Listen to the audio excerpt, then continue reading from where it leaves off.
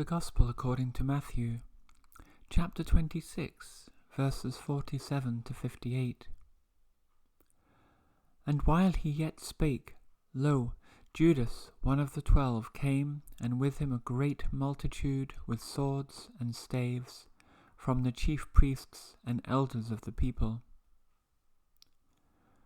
Now he that betrayed him gave them a sign, saying, Whomsoever I shall kiss, that same is he, hold him fast.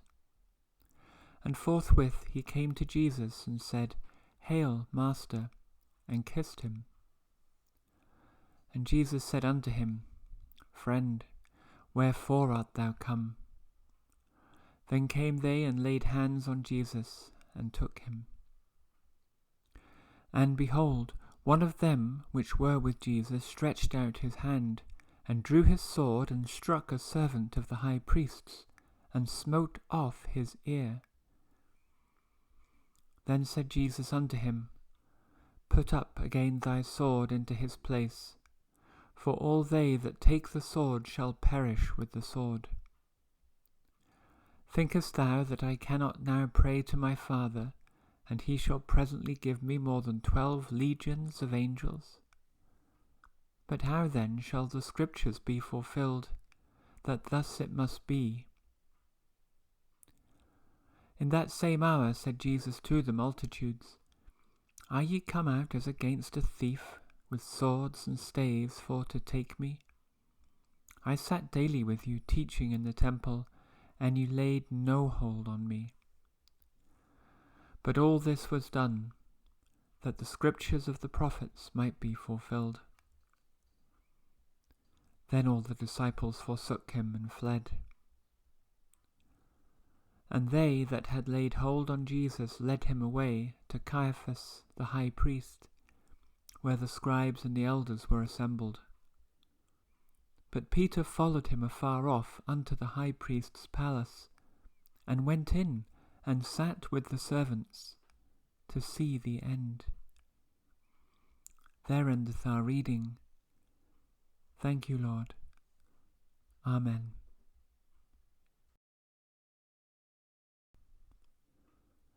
In this fifth reading from chapter 26 of Matthew, we are witnessing in the Garden of Gethsemane on the Mount of Olives, the night of the Passover feast, just after the Last Supper. We are with Jesus and his disciples, and approaching them is a band of soldiers and other men armed with swords and staves who have come to arrest Jesus. And they are led to Jesus in this quiet place by the betrayer, Judas Iscariot, who knew that this was a place that Jesus often retired to in the evening while staying in Jerusalem. We recall in yesterday's reading, just prior to this, that Jesus had been almost dead from sorrow, as he described it to his disciples, as the end approaches and he begins to feel the weight of the sin of the world upon him, that sin to be redeemed by his death.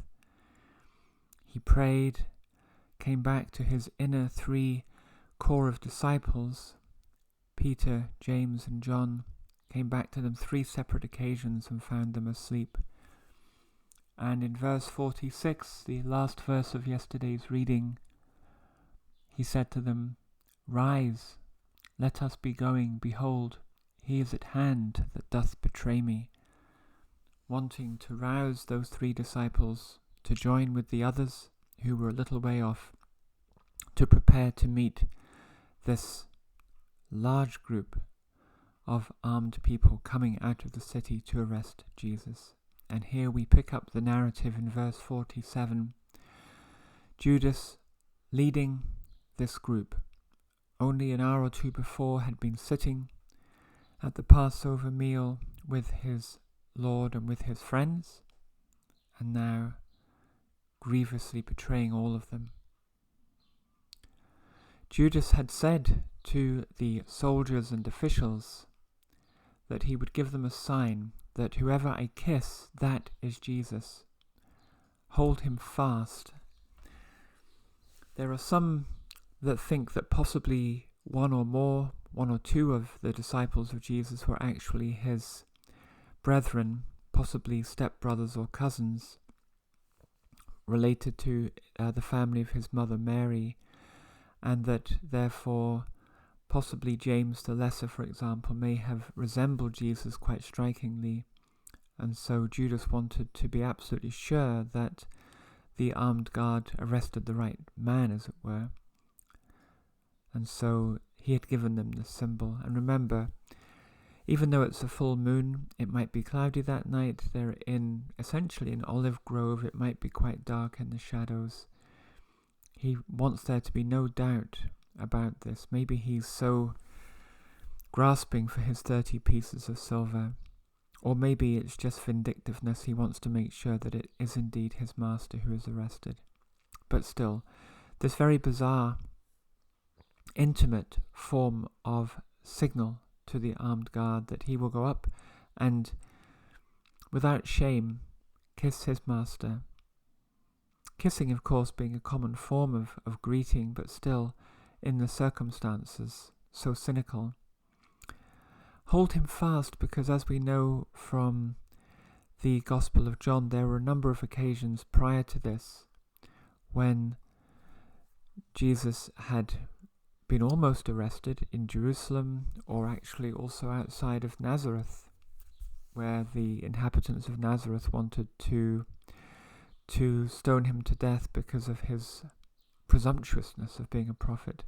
And in all of those occasions, he just passed through them without harm. And of course, that's through his divine nature, that his time was not yet, and he just evaded them trivially. Judas knows that, and he's saying to them, if you hold him, you have to hold him very tightly, otherwise he will escape. Judas comes to Jesus and says, "Hail, Master," and kisses him. Apparently, in the original Greek, it's a strong word for kissing, meaning to kiss repeatedly, and it's almost as if he's, just trying to give a very explicit signal, perhaps, to the armed guard that this indeed is Jesus, or it's just he himself, Judas, is in some kind of madness, some kind of frenzy. But Jesus says to him, "Comrade," that's the use of the word friend there, or companion, not intimate friend anymore. And then this term, "Wherefore art thou come?"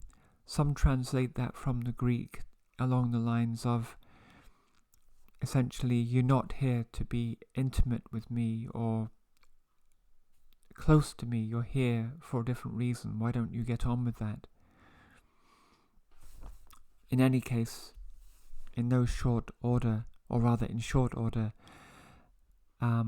some of the armed guard lay hold of Jesus and take him. Now, we have a moment of action which I just feel like Peter can't win here. When Peter promised his master earlier this evening that he would never deny him, that he would die with him, the commentators were lambasting him, saying, but what a coward he was when the time came, he fled. And now we do know that this is actually Peter who drew his sword. We know that from the Gospel of John.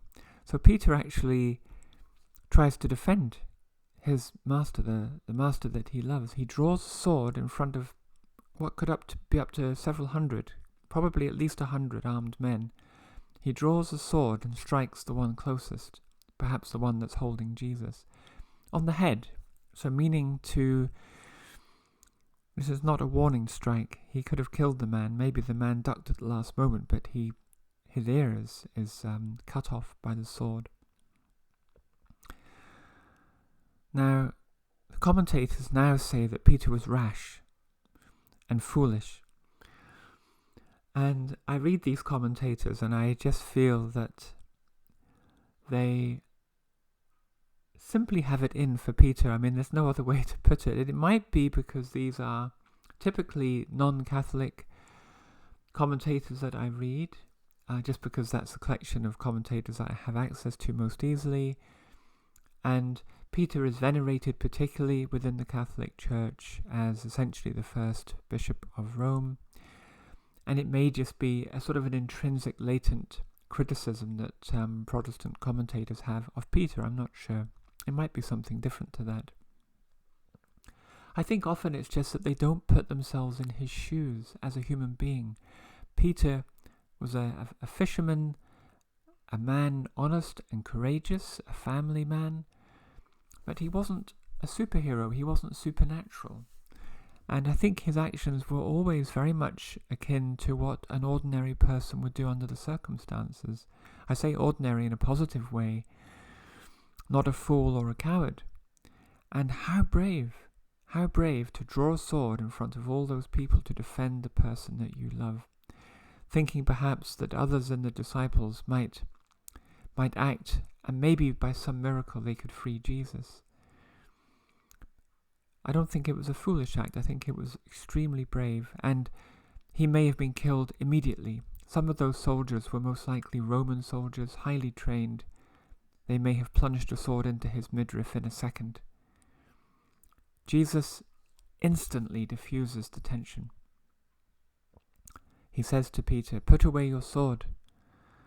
They that take the sword shall perish with the sword." And perhaps that's even a prophecy of how the powerful in Jerusalem at this moment will be brought to dust by the Roman army within a few decades, with their entire city and temple reduced to not even rubble, just made invisible.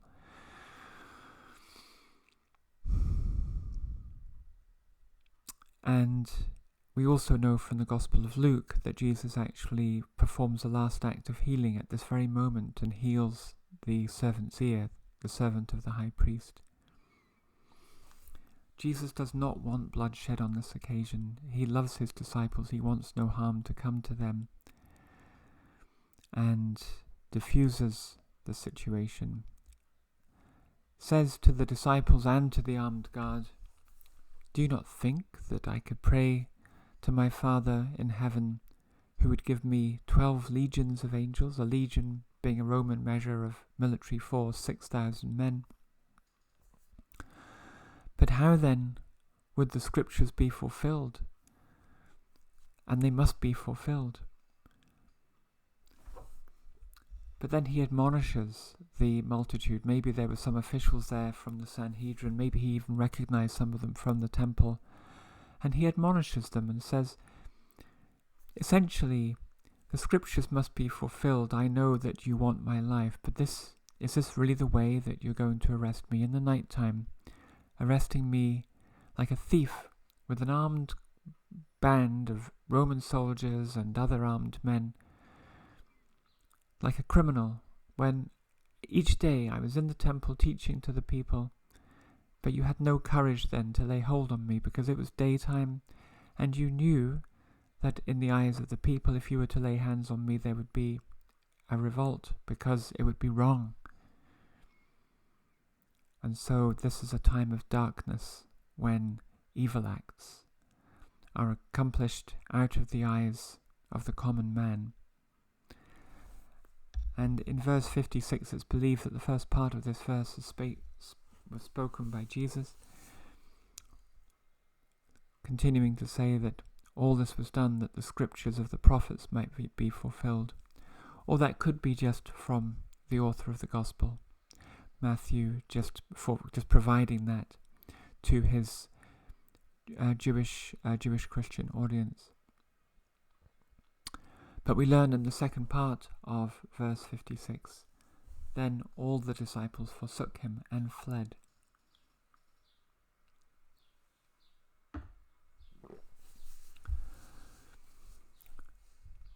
We can ask ourselves, what would the disciples do? They'd been forbidden after Peter's one action to defend Jesus with physical force. Not that they could summon up much physical force. I think only 2 of them were armed.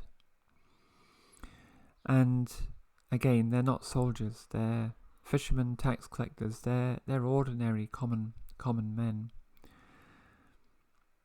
Are they just to look on while Jesus is led away? We can't know the extraordinary tenor of this moment. And remember from yesterday's reading, with the drowsiness that the inner core of disciples felt, they could not stay awake. The misery that Jesus went through in his prayers to his Father. In one gospel we learn that he was literally sweating drops of blood in this agony of these last moments of freedom before he was to be given up as a sacrifice. And we talked about how Satan may have been present, providing one last temptation.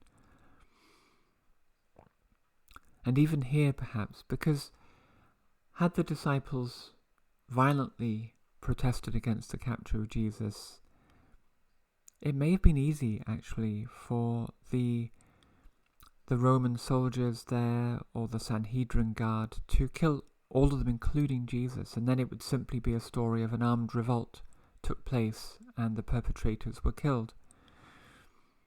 And there would be no fulfillment of prophecy, there would be no Paschal lamb in human form. They fled.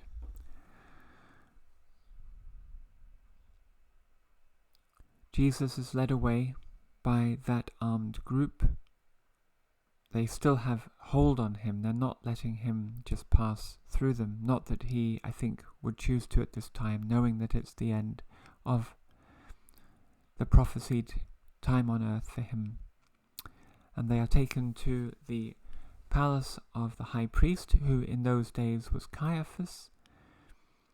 This used to be a position held for life, but under the Roman rule, high priests came and went with regularity, either through the whim of the Roman governor or just through bribes and such. But at this particular time, a man called Caiaphas was the high priest, and he had assembled around him, even though it's still night time, some scribes and elders to have essentially some form of extrajudicial trial.